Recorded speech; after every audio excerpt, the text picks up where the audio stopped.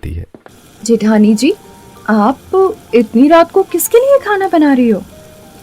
अरे, वो सुमन ने रात का खाना सही से नहीं खाया था, उसे भूख लग रही है, उसके लिए ही बना रही हूँ।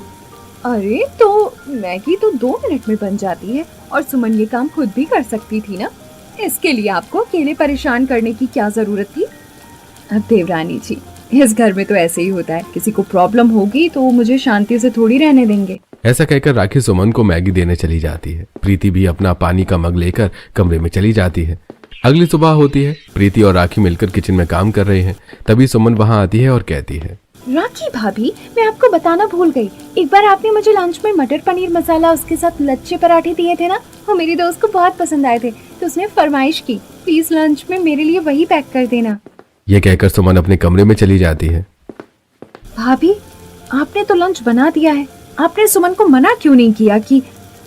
अरे कोई बात नहीं, मैं बना दूंगी। वैसे देवरानी जी, तुम्हारी साड़ी बहुत प्यारी लग रही है। हाँ, ये मेरी मम्मी ने दिलवाई थी मुझे स्पेशल। लेकिन जेठानी जी, आप इतनी भारी भरकम साड़ी पहनकर, सिर पर पल्लू रखकर काम कैसे करती हो? ये पल्लू हटा भी सकते हो ना? नहीं, अब तो साड़ी और पल्लू की आदत हो चुकी है, अब अजीब नहीं लगता।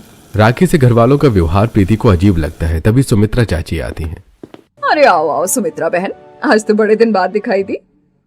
अरे तुम ही घर से बाहर नहीं निकलती जब, तो तुम्हें मैं कैसे नजर आऊंगी? अरे सर्दियों में छोटा दिन होता है, कब गुजर जाता है पता ही नहीं लगता। हाँ, ये तो तुम सही कह रही हो। आओ घर के बाहर बैठेंगे, वहाँ अच्छी धूप निकल रही है।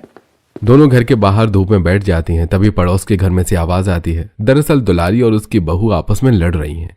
अरे काम करके चली जाएगी, मैंने कब मना किया है? मैं कब रोकती हूँ इसे मायके जाने से? मैं सुबह से काम में लगी पड़ी हूँ, केवल इसीलिए कि आज संडे है। जल्दी काम खत्म करके मैं अपनी माँ से मिलाऊंगी, लेकिन आपकी माँ है कि मुझे हमेशा खूंटे से बांध कर रखना चाहती है। मम्मी, आप बूढ़ी थोड़ी हो गई हो,